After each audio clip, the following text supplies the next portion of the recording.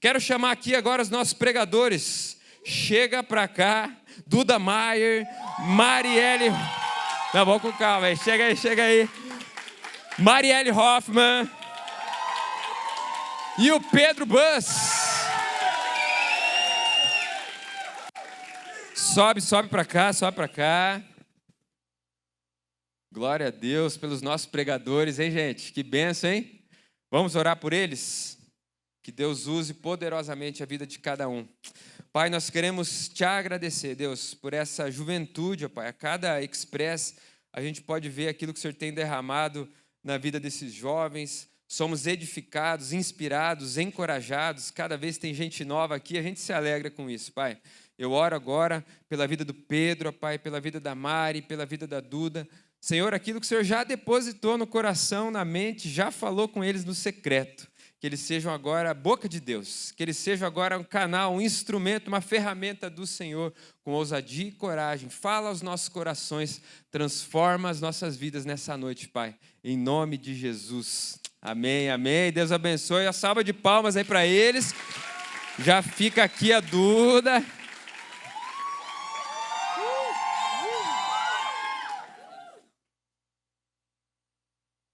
Glória a Deus. Vou acostumar com esse microfone, Deus é fiel. Bom, para quem ainda não me conhece, eu sou a Duda Maier, eu tenho 18 anos, só para contextualizar. Sou do Dia da Gida Gabi, minhas líderes amadas. E faço parte dessa família Ressoar há 13 anos e lá vai pedrada, Deus é fiel. Tem um tempo que o Espírito Santo me constrangeu de uma forma que eu nunca achei que ele fosse me constranger. E olha que eu tenho tempo de caminhada com o Senhor. Amém, pela graça do Senhor, mas eu não vou conseguir ficar parada, tá? Deus é fiel. O Senhor me constrangeu de uma forma que eu nunca achei que fosse acontecer, e foi da forma mais aleatória que eu achei que fosse acontecer. Vou contextualizar bem rápido, porque eu falo muito. Mas teve um dia aleatório que minha mãe decidiu que a gente ia trabalhar de staff, Senhor, trabalhar de staff numa corrida de rua. E aí ela olhou para mim e falou, não, a gente vai trabalhar e é isso aí, a gente sempre se enfia nessas coisas aleatórias. E aí a gente foi para lá e a gente foi distribuído para os locais e a gente foi cuidar da sinalização de uma esquina, enfim, né, para os atletas passarem, enfim. E aí nós fomos nessa corrida e aí distribuíram a gente, era 5 horas da manhã de um domingo. Eu, pelo menos, na minha bolha de crente, que ficava aqui, no Deus é fiel, vamos para as nações, eu achava que sim, existem as pessoas que estão perdidas, sim, existem jovens que estão perdidos, sim, existem pessoas que precisam de Cristo, mas tem gente que vai por mim. Poxa, tem um grupo de evangelismo nessa igreja, tem gente que vai. Mas aí o Senhor acabou comigo de uma vez por todas. Tô tremenda para ver, Jesus é bom.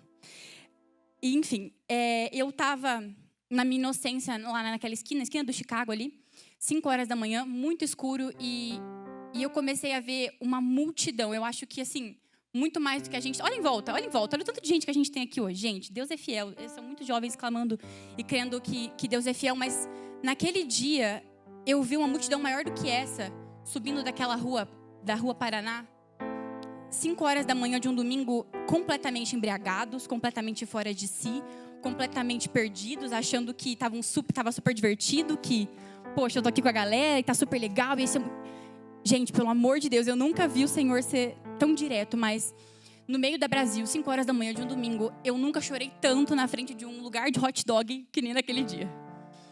Eu só sabia chorar muito. E eu só sabia clamar, eu não sabia falar, eu não conseguia conversar. Minha mãe estava do meu lado apavorada, achando que eu estava vendo alguma coisa.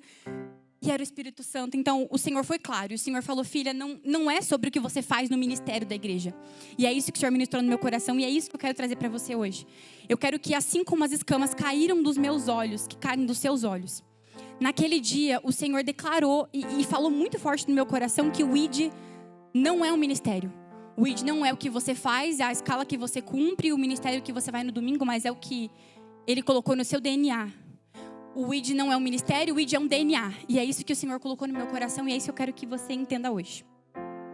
Vou pegar a minha colinha, porque o Espírito Santo fala, mas eu fico nervosa.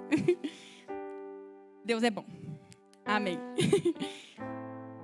Vou abrir, Deus é fiel demais. E o que o Espírito Santo trouxe primeiro... Gente, eu tô precisando de alguma coisa do som, misericórdia. Perdão, pastor, desculpa, gente, do som, perdão. Tá Tá tudo bem. Eu vou ler no celular, por mais que eu tenha trazido a minha palavra aqui, para não me perder. Atos 1:8 fala... Pode passar, Marco. Ó. Deus é fiel. E o Senhor colocou no meu coração essa pergunta que eu acho que é muito comum. Por que a gente é cheio do Espírito Santo? Por que a gente tem buscado se encher do Espírito Santo? Por que eu quero, dons, eu quero falar em línguas, eu quero ter visões, eu quero ser do profético. Glória a Deus pelo nosso ministério profético que nós temos na igreja, mas o Senhor ministrou e falou, mas e aí? O final de tudo é eu ser cheio do Espírito Santo para falar em línguas, edifica, glória a Deus, mas e aí? E o que mais? Pode passar, Marco. Vai tapar aqui, mas o propósito de ser cheio do Espírito Santo é alcançar os que estão vazios. E eu concluí isso com o Espírito, lendo Atos 1:8. Eu acho que eu não coloquei o versículo. Coloquei, Marco? Me ajuda, que eu não lembro. Coloquei. Pode passar. Mas receberão o poder quando o Espírito Santo descer sobre vocês. E serão minhas testemunhas em Jerusalém, em toda a Judéia e Samaria e até os confins da terra. Deus é fiel e a primeira coisa que Jesus fala é que a gente vai ser testemunha. Ele não fala que, quando o Espírito descer, vocês vão fazer um desenho profético. Quando o Espírito descer, vocês vão fluir, glória a Deus. Mas a primeira coisa que é dita é, vocês serão minhas testemunhas. Nós, como cristãos, carregamos um poder e uma unção de testemunhas. A gente aprendeu, eu acredito que cada um aqui que está aqui hoje entregou a vida para Cristo. Quem não entregou, vai entregar o nome de Jesus. Mas a gente recebeu isso e o Senhor confia isso a nós. Ele confia, filhos, ide por todo mundo e pregai o Evangelho. E enquanto a gente não entender que a gente realmente precisa pregar o Evangelho e que nós somos sim peças essenciais no reino, a gente não vai a lugar nenhum. O Senhor diz que todo joelho se dobrará e enquanto a gente não pregar o Evangelho, Jesus quer voltar, gente. Eu não sei se vocês têm visto, mas Jesus quer voltar. Jesus está voltando e a gente precisa declarar isso para essa geração. Naquele dia, naquela corrida, eu só sabia chorar e falar, Pai, tem misericórdia dessa geração, Pai. A Sara, coitada, a Sara Lourenço, que escuta meus áudios todos os dias, coitada, ouviu desesperada, chorando, falando, Sara, eu não sei o que fazer. Mas Deus é fiel, Deus quer que essa geração escute a falar dele. Deus precisa que a gente seja aí. E aí, o Espírito Santo me constrangeu e falou, porque na minha cabeça eu era do teatro, tem o Ministério IR, tem o Ministério de Evangelismo, mas eu sou do teatro. Não é assim que funciona. Todos nós somos cristãos, eu posso ser do teatro, eu posso ser do louvor, mas você tem sim um chamado missionário. Independente da área que você serve, independente do lado que você está, você tem sim um chamado missionário, você é parte essencial nisso. E é isso que o Senhor quer ministrar. Pode passar, Marco. E o Senhor me constrangeu mais uma vez, foi puro constrangimento essa palavra. Mas que o poder do Espírito, ele não é para exibição, mas ele é para missão. O que o Senhor te entregou para você falar, as línguas que Ele te deu, o dom de visão, não é para você se exibir, enfim, ou para você passar isso para as pessoas como eu recebi o Espírito, mas Ele te entregou isso por um motivo. Ele quer que você chegue em pessoas, que você chegue em um jovem no shopping, que você chegue em um jovem na rua e fale, ei, o Senhor me entregou algo e eu preciso te entregar, senão você não vai ser salvo. Você precisa de Cristo. Eu sei que isso é um desespero, talvez um pouco além, mas a gente precisa ser desesperado pelo Evangelho. A gente precisa ser desesperado pelo ID. As pessoas precisam ouvir de Jesus. Enfim, e o Senhor ministrou isso e o que eu quero trazer para vocês é que não é para exibição. Não é para você falar em línguas alto do lado da galera, na comunhão, na conferência, mas é para que você vá para a missão. E leve esse dom que você recebeu para que pessoas ouçam a falar de Cristo. Pode passar, Marco. E aí, a frase, nosso título aí, que o ID não é um ministério, o ID é um DNA. Deus é fiel. Deus é fiel. Vou falar isso várias vezes, que Deus é muito fiel. Pode passar, Marco. E aí eu vou trazer para você, porque eu acredito que o diabo tenha trazido muitas desculpas para o seu coração, para que você não pregue o Evangelho. Até porque o pavor dele não são cristãos na igreja, são cristãos fora. O diabo não tem medo de cristão dentro da igreja. O diabo não tem medo do que está acontecendo aqui, ele tem medo do que a gente vai fazer lá fora. O diabo tem temido e ele tem pavor do que nós fazemos aqui. Tem um ministério lindo dentro dessa igreja, que é o Ministério IR. E que ministério lindo, o Ministério de Evangelismo. Glória a Deus pelas missões, pelo domingo que a gente vai lá no lago. Deus é fiel, mas Ele te pede para que você saia daqui. Porque aqui dentro você está seguro, Deus é fiel, a presença dEle é nítida aqui. Mas Ele tem pavor do que você pode fazer lá fora com os dons que Ele te deu. Deus é fiel e Ele quer que você transborde o que Ele já te entregou. Amém? Então, vamos na primeira mentira, que eu tenho certeza que você já ouviu. Se não ouviu, o inimigo vai tentar colocar na sua cabeça. Eu não sei como evangelizar, não sei como pregar. Putz, como é que eu vou chegar? Alguém vai me cuidando do meu tempo, por favor, que eu esqueci que eu tinha tempo. Enfim. Enfim, não sei, para ficar tranquila. Eu não sei como evangelizar, eu não sei como é que eu vou chegar no jovem e falar, Mariana, eu vou ter que te falar de Jesus, como é que eu falo? E aí, em Atos, a gente tem um manual, a Bíblia é um manual de tudo, né? Deus é bom demais. Mas em Atos 3,15, esse menino tá bom demais, o que é isso? E aí a gente vai dar a primeira má notícia. A gente vai ter que dizer por que a dívida deles foi paga. Porque você vai chegar e falar, Mariana, você tem uma dívida, mas ela foi paga. Mas que dívida? Putz, eu não sabia que eu tinha uma dívida. Você precisa contextualizar por que eles precisam de Cristo. Ninguém precisa de algo que não sabe para que precisa, né?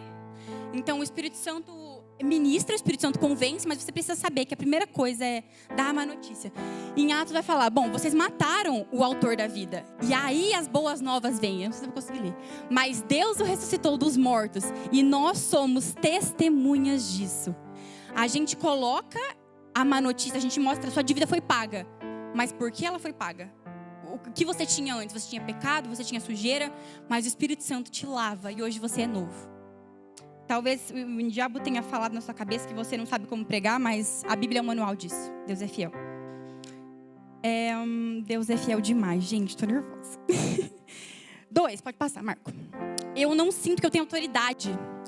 Eu sou cristã. Vala, Jesus, 5 minutos. Eu não sinto que eu tenho autoridade, eu não sinto que eu consigo falar, eu acho que...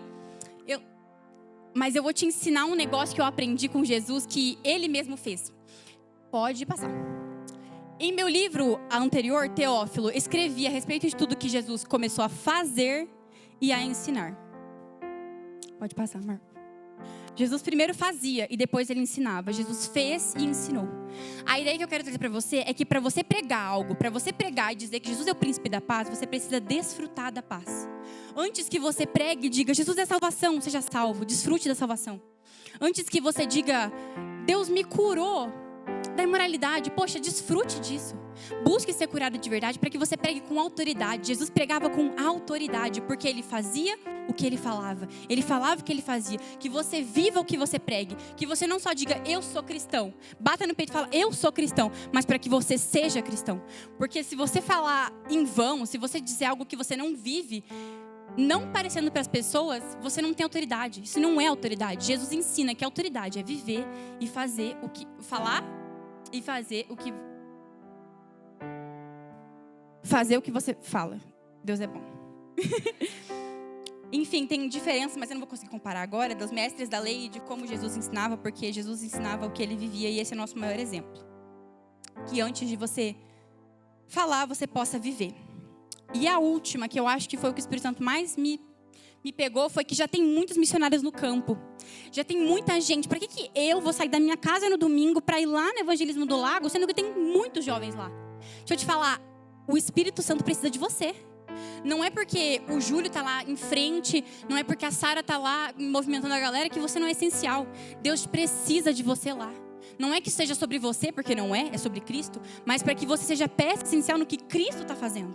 Não é sobre, poxa, eu não sei se eu vou poder ir no evangelismo, eu não sei. Não é sobre você.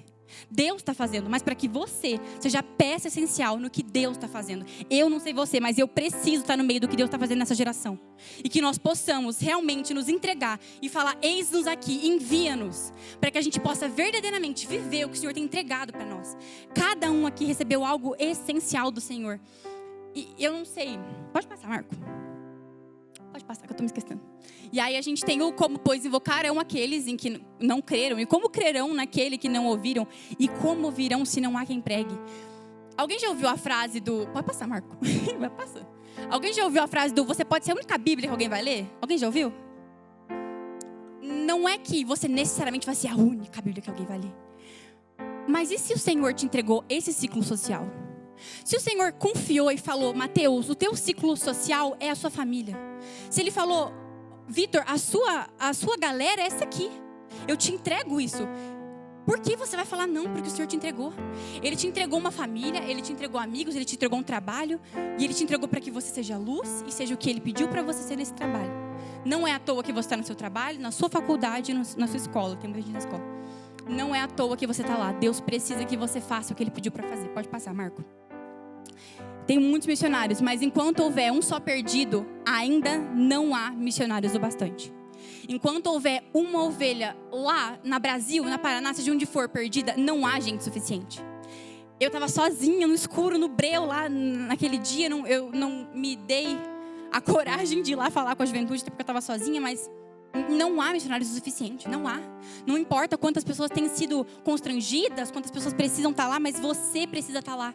Você precisa estar para fazer parte disso. Eu não sei você, mas eu não ia gostar de saber, quando eu chegasse lá com o Senhor, eu não ia me sentir confortável em saber, poxa, o meu vizinho podia ter ouvido falar de Cristo, mas eu não falei. Poxa, alguém podia ter sido salvo, porque eu podia ter falado, Jesus me salvou. E eu não fiz isso, porque eu tive medo. Porque eu tive, o que eles vão pensar de mim, meu trabalho, eu sou de um jeito. Faça o que você fala, faça o que você é.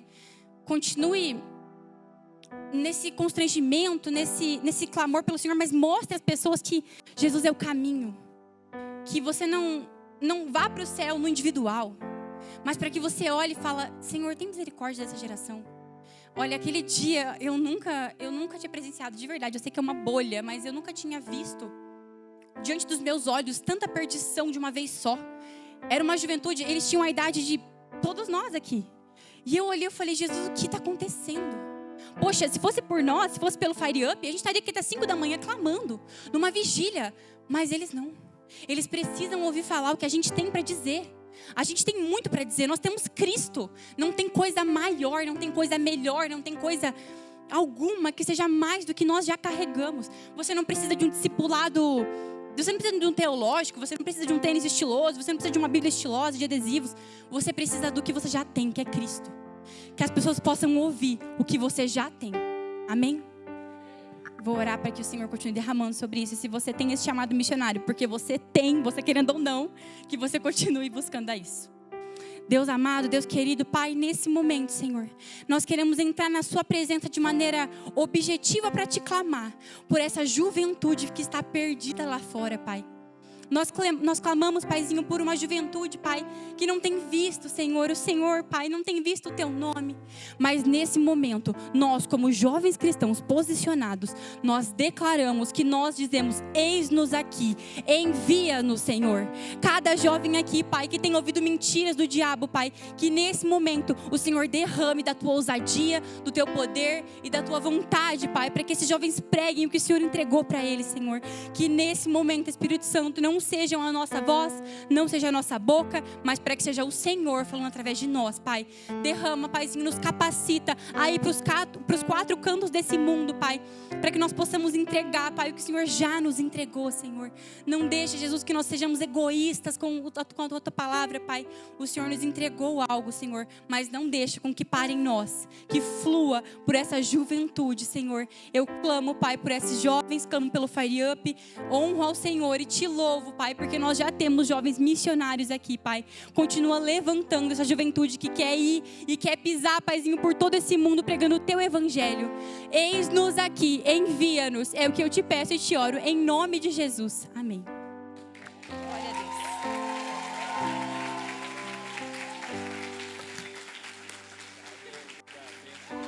Amém. Chega pra cá, Mari.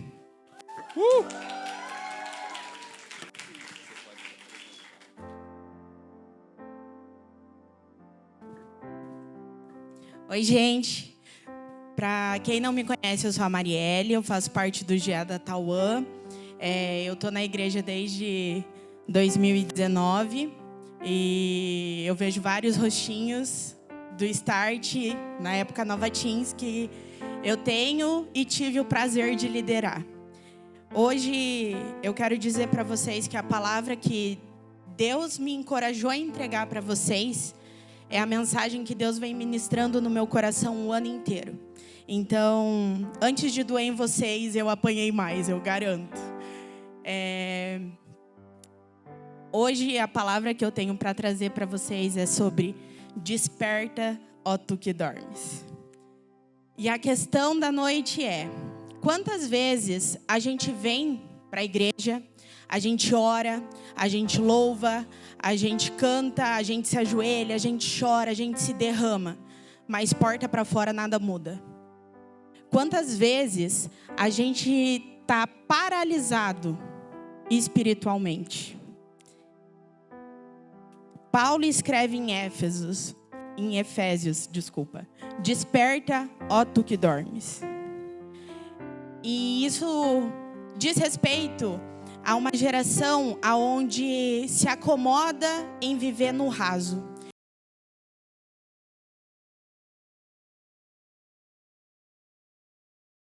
Estamos acordados e despertos de cada um. Aquilo que Deus quer fazer em cada um de nós e aquilo que Deus quer fazer através de cada um de nós. A nossa geração, ela, principalmente a do Up, que já veio nessa faixa etária, mas é a geração onde ela é mais cercada por tecnologia. Eles já nasceram com a internet e tudo mais.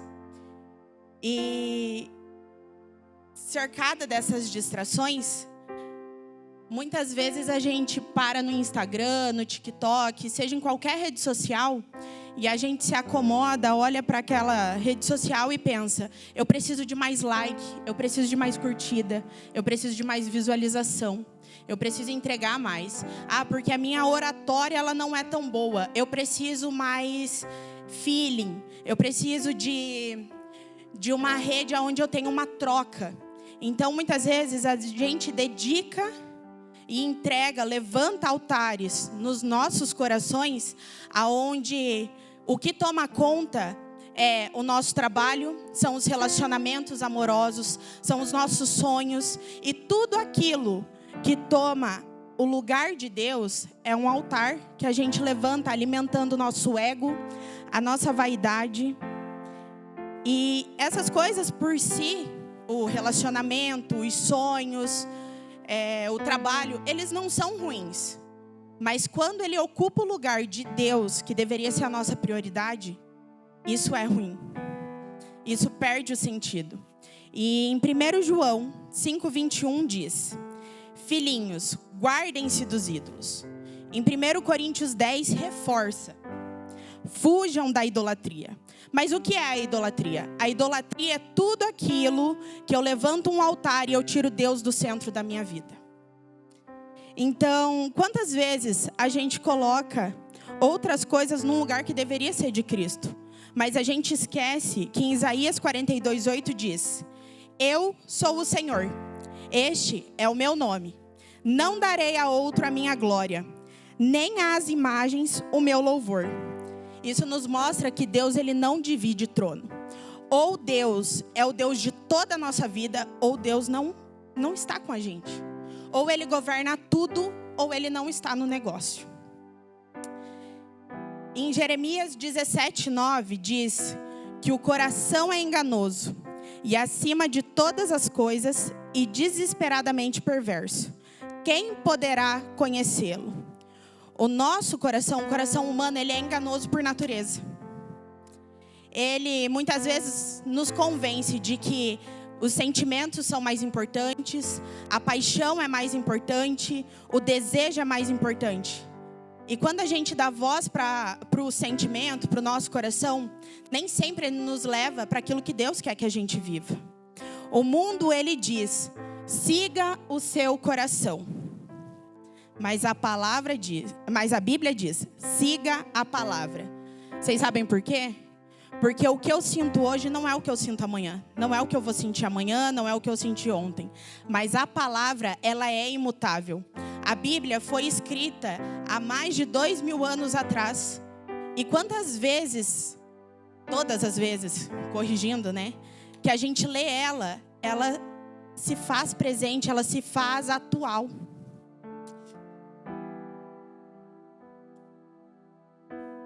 Quantas vezes a gente já sentiu Deus pedindo algo que é difícil para a gente entregar? Quantas vezes Deus falou: esse relacionamento não é para você, esse trabalho, sai daí. E a gente insistiu em ficar. Deus, ele não quer somente o nosso dom, o nosso talento, ele não quer nos usar. Deus quer o nosso coração como um altar. E o altar é um lugar de sacrifício. É um lugar de redenção e é um lugar de renúncia. Tudo aquilo que Deus pede pra gente, ele pede para curar. Ele pede para libertar. E ele pede para restaurar o altar dele nos nossos corações. Em Jeremias 29:11 diz: porque sou eu que conheço os planos que tenho para vocês, planos de fazê-los prosperar e não de causar dano, planos de dar a vocês esperança e um futuro.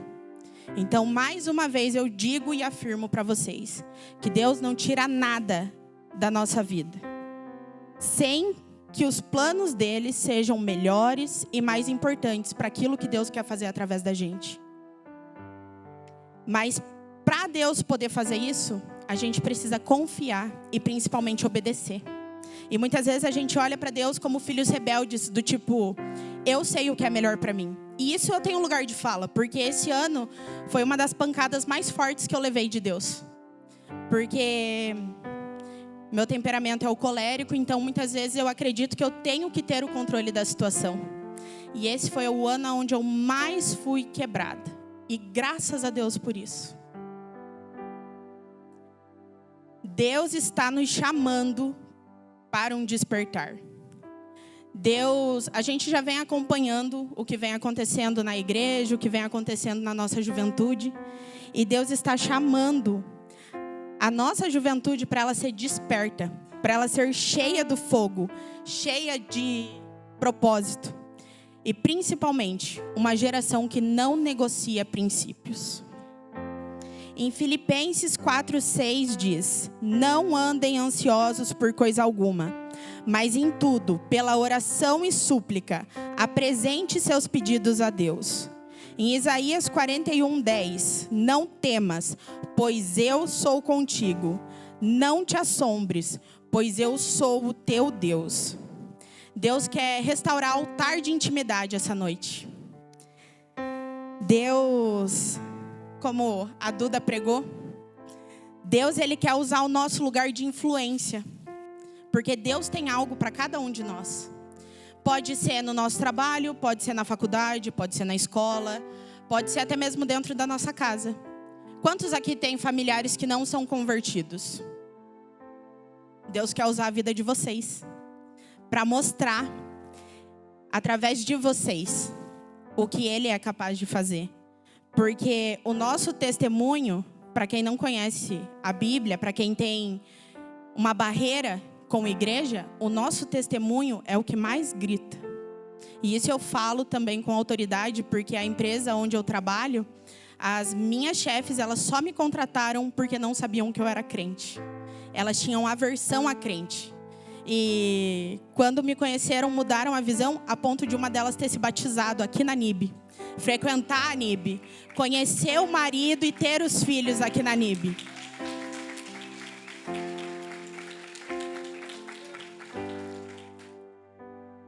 Mas para tudo isso acontecer, a gente precisa estar acordado espiritualmente.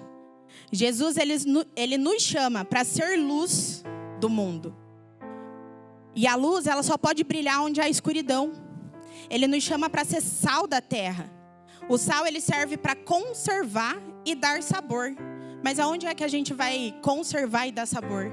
É nos lugares aonde há corrupção, aonde há desânimo, aonde pessoas não têm acesso ao que a gente tem, aquilo que a gente vive. É tempo de derrubar os altares falsos. É tempo de reerguer o altar de Deus nos nossos corações. É tempo de despertar. Deus, Ele nos chama para viver aquilo que é eterno e não o que é o do mundo. Porque o mundo, todo mundo faz. A gente pode chegar aqui na igreja e copiar tudo que eles fazem. Mas isso não é o importante. O importante é aquilo que é eterno. É você saber que quando você chegar no céu, você vai olhar para o lado e vai ver aquela pessoa que você fala: meu Deus, você conheceu Jesus. Glória a Deus. Então, um conselho que eu dou para vocês: não desperdicem a vida de vocês, a juventude de vocês com aquilo que é do mundo. Se entregue mais, se doe mais. Viva aquilo que Deus quer fazer na nossa geração. A gente precisa entender que Cristo é mais do que suficiente. Que Cristo é tudo. Então o convite que eu tenho para vocês hoje é: desperta, ó tu que dormes. Cutuca o irmão do lado e fala: desperta. E agora, para encerrar, eu quero fazer uma oração. Oremos então. Pai, muito obrigada por esse momento, muito obrigada por essa oportunidade de estar falando aquilo que o Senhor ministrou no meu coração, Deus.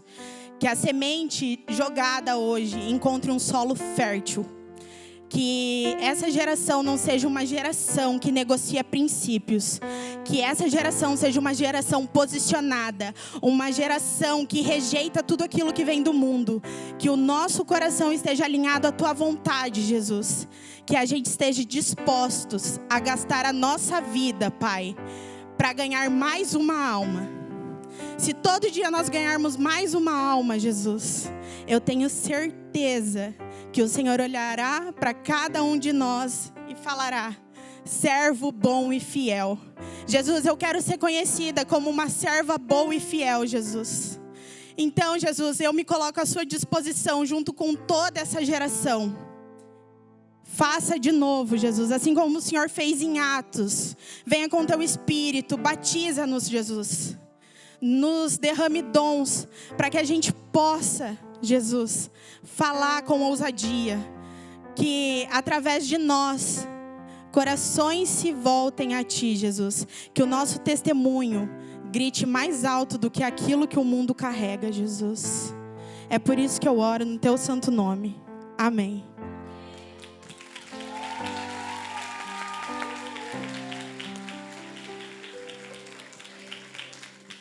Chega pra cá, Pedrão.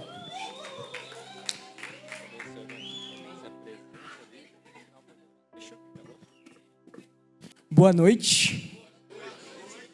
Para quem não me conhece, meu nome é Pedro. Eu estou na igreja já faz muito tempo, mas é um pouco sobre isso que eu quero falar, porque nesses últimos momentos que a gente está vivendo como juventude, Deus também, como eles falaram, constrangeu muito meu coração. E eu queria perguntar para vocês, porque nos últimos momentos a gente está vivendo uma série muito boa. A gente teve acampamento, a gente está tendo Express, a gente vai ter Thanksgiving, a gente vai ter várias coisas. Quem está sentindo realmente o mover de Deus na nossa juventude? Amém. Mas quando a gente olha para o mundo e vê tudo que está acontecendo, eles não estão vivendo a mesma fase, a mesma época que a gente. Tem pessoas morrendo pelas suas ideias, como Charles Kirk. Tem pessoas sendo assassinadas a sangue frio no metrô, só porque elas estavam lá. Tem pessoas que estão realmente sendo perseguidas pelo evangelho. Está sendo pago um alto preço pela mensagem que não está sendo espalhada nesse mundo. Está sendo pago um alto preço por a gente não estar, às vezes, entregando a palavra que Deus deu para a gente. Enfim, é por isso que eu queria pregar sobre isso. O tema é Posicionados em uma Geração Caída. Se vocês quiserem abrir comigo no livro de Filipenses, no capítulo 2, o versículo 12, diz assim: assim, meus amados, como sempre vocês obedeceram, não apenas na minha presença, porém muito mais agora, na minha ausência, ponham em ação a salvação de vocês, com temor e tremor, pois é Deus quem efetua em vocês tanto o querer quanto o realizar, de acordo com a boa vontade dele. Façam tudo sem queixas, nem discussões, para que venham a se tornar puros e irrepreensíveis, filhos de Deus inculpáveis, no meio de uma geração corrompida e depravada, na qual vocês brilham como estrelas no universo, retendo firmemente a palavra da vida. Assim, no dia de Cristo, eu me orgulharei de não ter corrido, nem me esforçado inutilmente. Enfim, Paulo aqui fala para a gente se esforçar, para a gente estar irrepreensível, inculpável e puro no dia que ele voltar. Eu não sei para vocês, mas para mim isso é a definição de ser posicionado. Mas como cristão a gente tem esse lema, né? A gente é a geração que está posicionada, a gente é a geração que leva o evangelho. Mas quais são os motivos que a gente tem que estar posicionado? Vocês já se perguntaram sobre isso? E pensando sobre isso, eu refleti um pouco e Deus me entregou essa mensagem, falando assim: porque não estar posicionado é estar suscetível ao diabo. Em 1 Pedro 5, de 8 a 9, fala assim: estejam alertas e vigiem, o diabo, o inimigo de vocês, anda ao redor como um leão, procurando a quem possa dominar. Resistam-lhe, para permanecendo firmes na fé, sabendo que os de vocês, em todo o mundo, estão passando pelos mesmos sofrimentos. Tem muito cristão lá fora que está entregando a vida deles para espalhar essa mensagem. Tem muita gente que precisa da nossa mensagem. Tem muita gente que está lá, seu amigo no colégio, e ele vai morrer. E ele não vai para o céu se alguém não entregar essa palavra para ele. Essas boas novas que Deus tem, essa posição.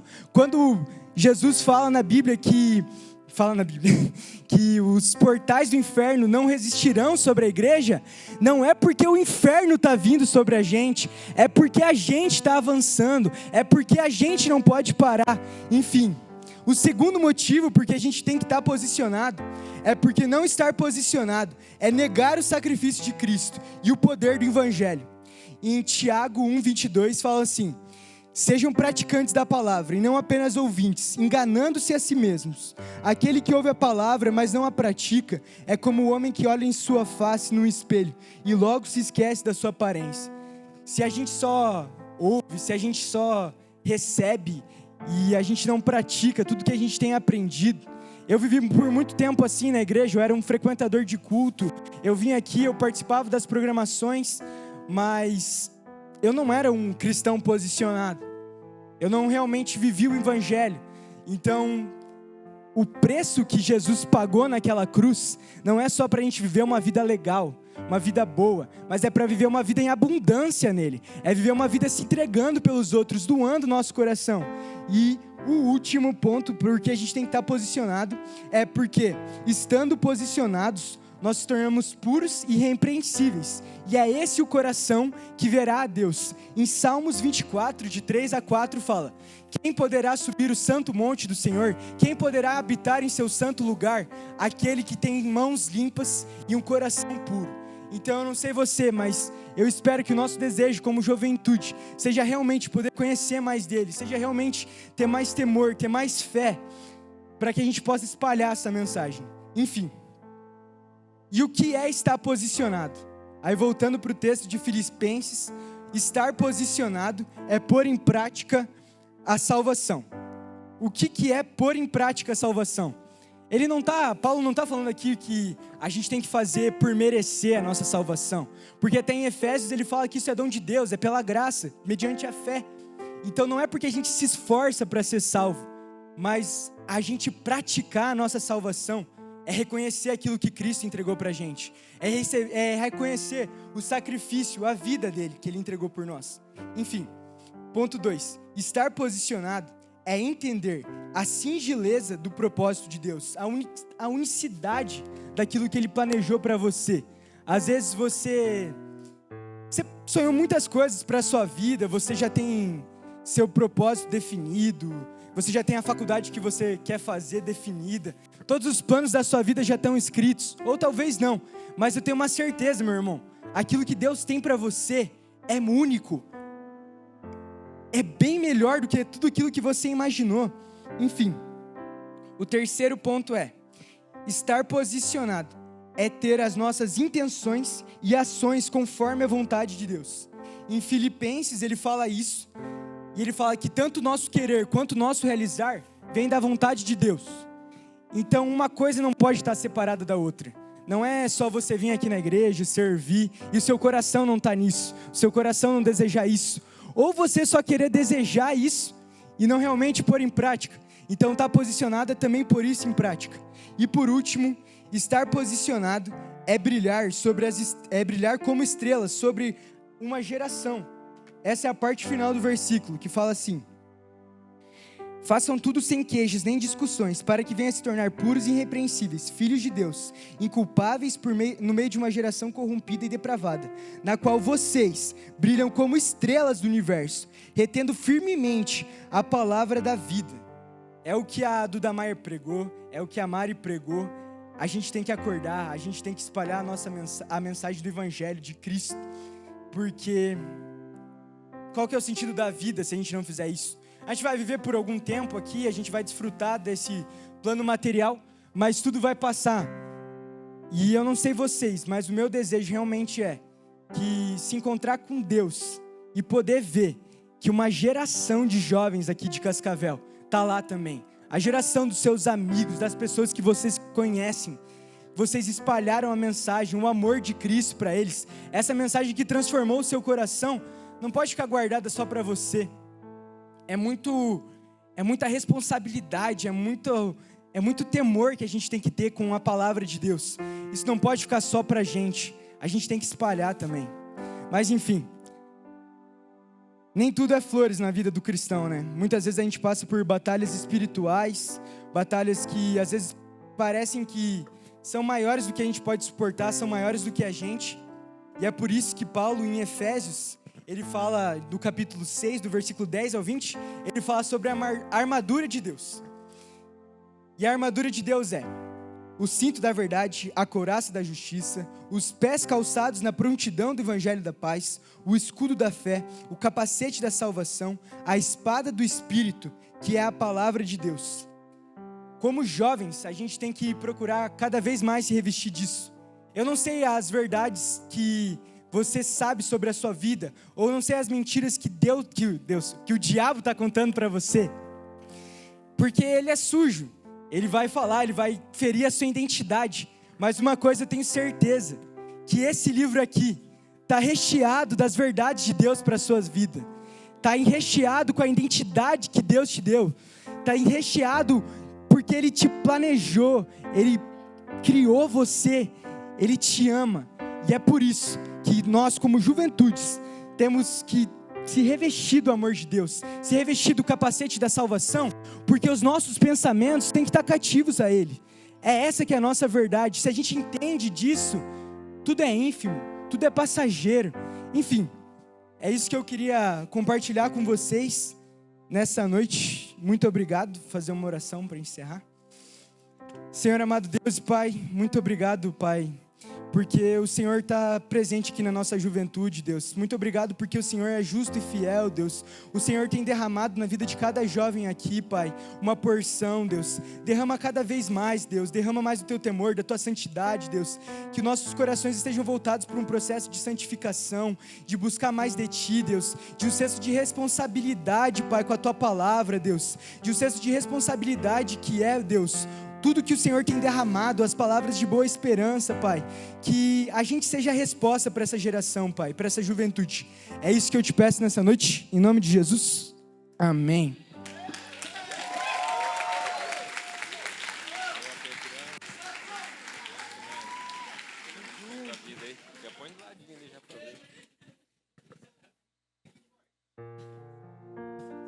Glória a Deus por essas palavras. Quem está feliz aí, foi abençoado, glória a Deus. Dá uma salva de palmas mais forte aí para Mari, para Duda, para o Pedro. Precisa coragem, né? Glória a Deus, foram corajosos, glória a Deus pela vida de vocês. E é interessante como o Espírito Santo moveu numa direção aqui, né? As palavras foram muito conexas, existe um cerne, um centro em cada mensagem, que é sobre posicionamento. É o que Deus está falando com a gente hoje. É como se fosse uma ministração só aqui de 45 minutos, né? Que você é um missionário, não é um ministério, é um DNA, faz parte de quem você é, né? Todos nós somos missionários. Sobre despertamento, sobre estar na presença de Deus e se posicionar. E o que o Pedro falou ao final aqui, posicionamento é o que Deus requer de nós. Nós precisamos de entender que Deus está escrevendo uma história ao longo de toda a palavra, ao longo de toda a humanidade.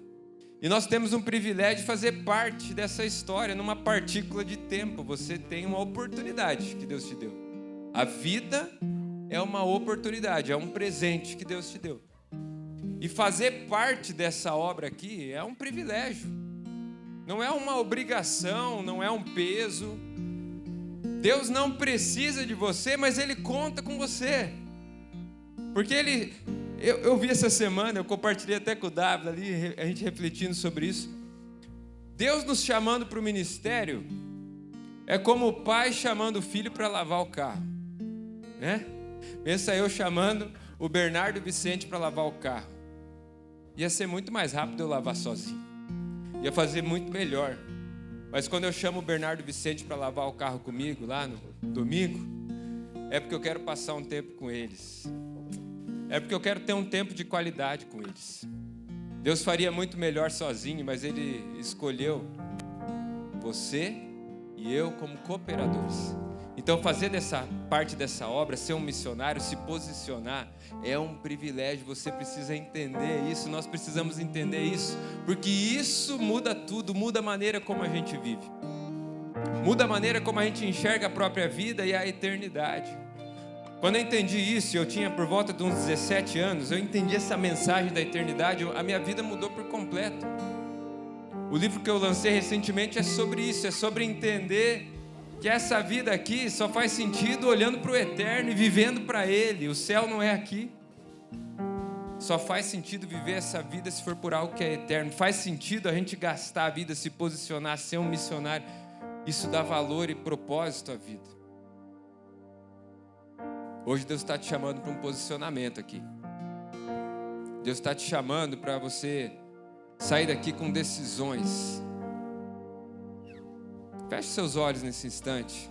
Comece a falar com Deus aí. Cada palavra foi chegando ao teu coração, ministrando ao teu coração. Francis Chan fala que o nosso maior medo não deve ser o fracasso, mas ser bem-sucedidos em algo que não tem importância nenhuma na eternidade.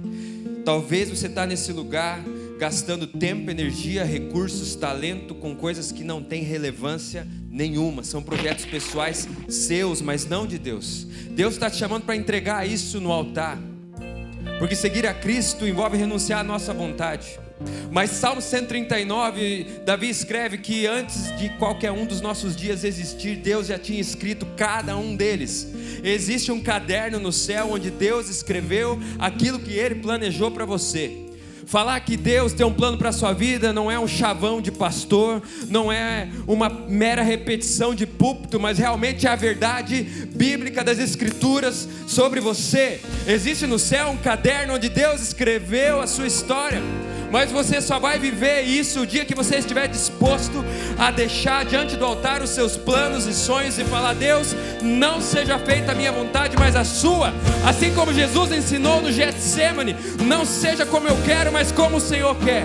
Quando nós fazemos isso, aí sim, Deus vem e começa a operar e completar a boa obra que Ele quer fazer na sua vida. Talvez você tenha caminhado até hoje cansado, frustrado, errando, falhando, caindo repetidas vezes, talvez até sem uma direção clara. Deus está te chamando hoje a dobrar os seus joelhos e falar: Senhor, não seja feita a minha vontade, mas a sua vontade. Eu quero convidar agora que se levantem aqueles que estão dispostos a fazer isso, a falar: Senhor, não seja feita a minha vontade, mas a sua vontade. Que se levantem agora aqueles que dizem: Senhor, eis-me aqui, envia-me como missionário. Eis-me aqui, Senhor, eu me posiciono. Eis-me aqui, Senhor, eu quero entrar no secreto. Aonde você está agora, erga suas mãos. Comece a entregar mais e mais a sua vida, o seu coração. Fala: Senhor, faz a tua vontade. Senhor, obrigado pela tua palavra nessa noite. As sementes que foram lançadas, semeadas, faz teu querer, Deus. E enquanto essa canção é ministrada, eu quero te convidar a vir à frente. Você pode dobrar os seus joelhos, chorar diante do Senhor. Nós vamos orar junto com você. Venha à frente, venha diante do altar. Coloque a sua vida, coloque esses planos, coloque a sua vontade. E fala: Senhor, Senhor, aquilo que o Senhor escreveu, eu quero viver. Eis-me aqui, envia-me como missionário. Senhor, eu me posiciono nessa noite para viver aquilo que o Senhor tem, em nome de Jesus.